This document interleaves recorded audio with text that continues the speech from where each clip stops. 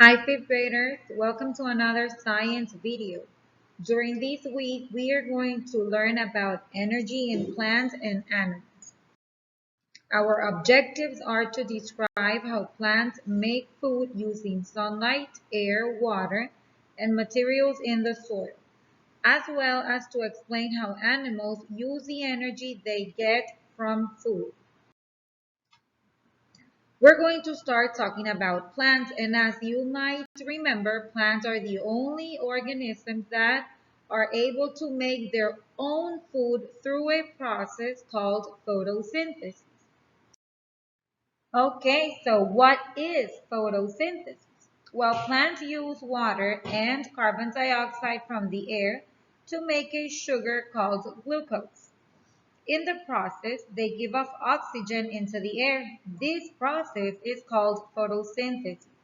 Plants use glucose as food or store it in long chain-like molecules called starch.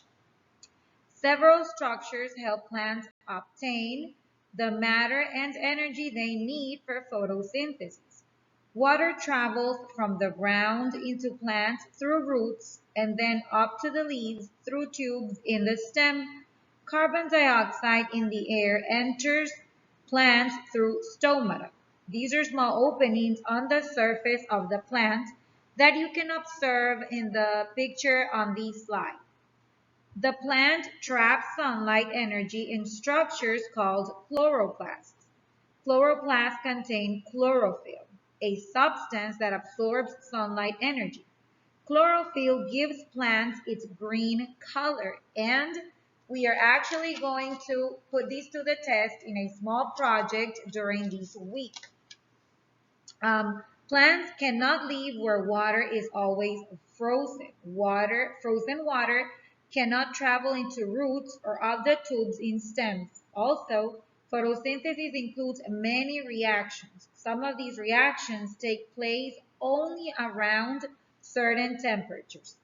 Plants in very hot areas, such as deserts, um, must store water when it becomes available.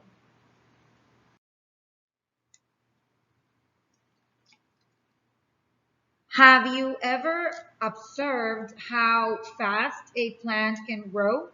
Little sprouts can grow into seedlings with leaves in just a matter of days. So how is this rapid plant growth possible? What makes it possible for it to sprout in such a short time? Well, scientists have determined that the mass of a new plant is made mostly of carbon dioxide, oxygen, and hydrogen.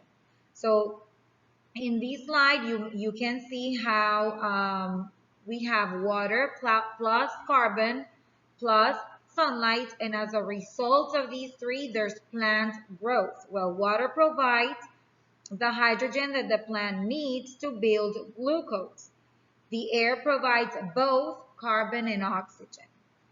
As the plant grow, they also need nutrients such as nitrogen, potassium, and phosphorus. And finally, while chlorophyll in the chloroplast absorbs energy from the sun, the plant uses this energy to combine water and carbon dioxide into glucose.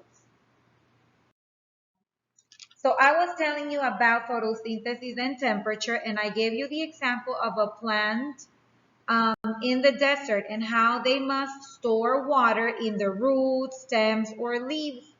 Well, when plants open their stomata to take in carbon dioxide or to release oxygen, water can exit plants and travel into the air. This process is called transpiration. Transpiration happens more when it is hot. To reduce transpiration, many desert plants open their stomata only at night. They store carbon dioxide until daytime, when photosynthesis can occur. Because obviously, for photosynthesis to happen, the sun is the main character there. So as plants absorb water from the ground into the roots, they also take in minerals and nutrients. As mentioned before, nitrogen, phosphorus, iron, and potassium travel into groundwater from soil. Plants need nitrogen and phosphorus to build proteins. They need potassium and iron for a variety of processes. All animals depend on plants directly or indirectly, and plants make these important nutrients available to animals. Many of the nutrients are important for human nutrition too. So, very plants are definitely essential. Now let's talk a little bit about how animals use food. Well, unlike plants who are able to make their own food through photosynthesis, animals have to get food, and that's the way in which they also get energy for all body processes. Animals use energy for everything they do, but not all uses are easy to identify, such as the energy some animals use to maintain body heat. At a normal temperature, the processes that keep your body alive and healthy can take place. Even if your environment is very cold or very hot, your internal body temperature stays close to that temperature.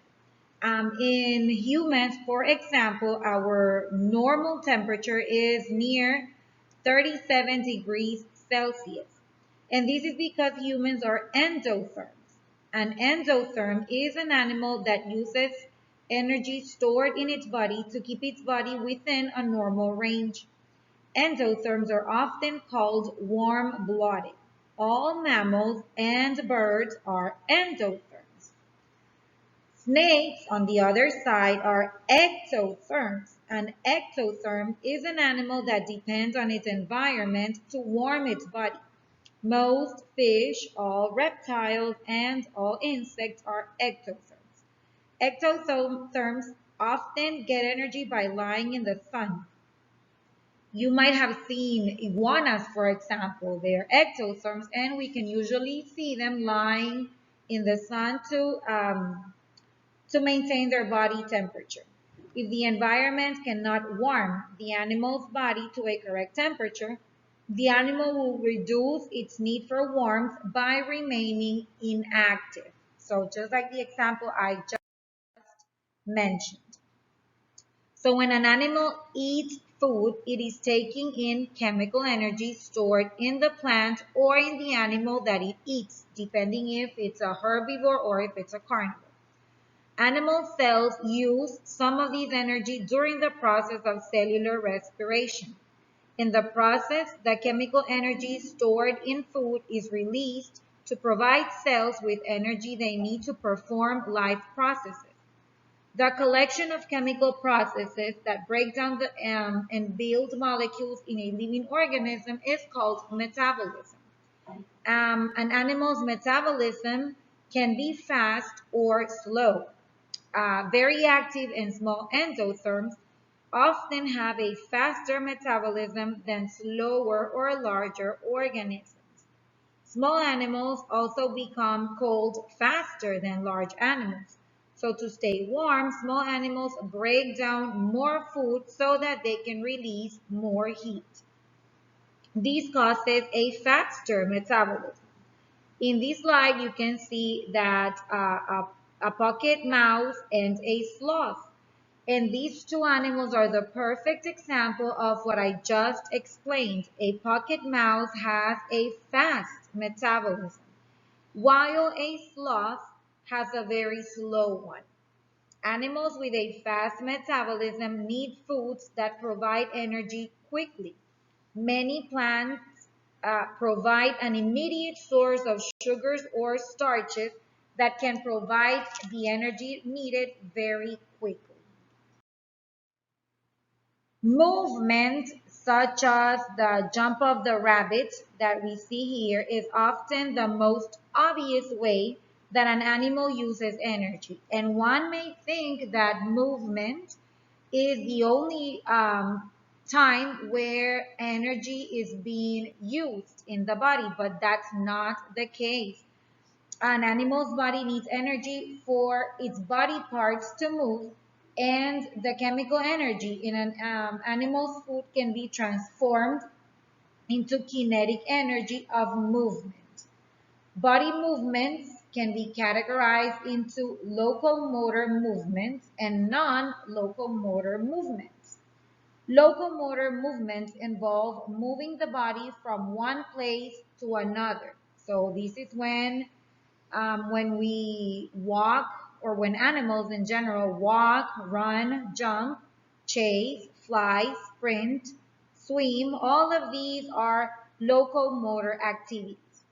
But there are also non-locomotor movements. These do not transport the animal, but they do involve movement of body parts, such as twisting, shaking, bending, stretching. All of these are non-locomotor movements that require the use of energy. You could easily see, well, in this example, we have an elephant, an adult elephant and a baby elephant. And we could easily see that this elephant and her young walk. But we do not see other activities happening inside their bodies. Their heart, kidneys, liver, lungs, and all the organs inside the animal's body need energy to function. Also, thinking, breathing, and sweating require energy. Growth is the result of an internal process as well. The young elephant is going to increase in size and in mass from the time it is born until it is a full-sized adult. Animals must also use energy to grow new tissues when they heal. When animals use this energy, they must replace it by eating more food. Even though digestion of food in the stomach helps replace energy, the digestion process also requires energy. So energy is essential for all living things, whether these things make their own food, such as plants, or they need to find their food, like animals. Animals have bodies that are far more complex than the bodies of plants, of course, and as a result, they need a variety of foods to provide the matter, nutrient, and energy needed for more complex structures.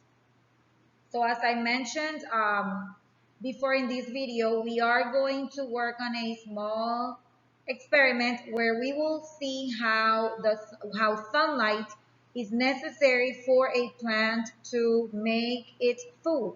And we will also determine how some animals need more energy or burn more calories than other animals. So for that, I'll see you guys in class. Thanks for watching, and I'll see you guys later. Goodbye.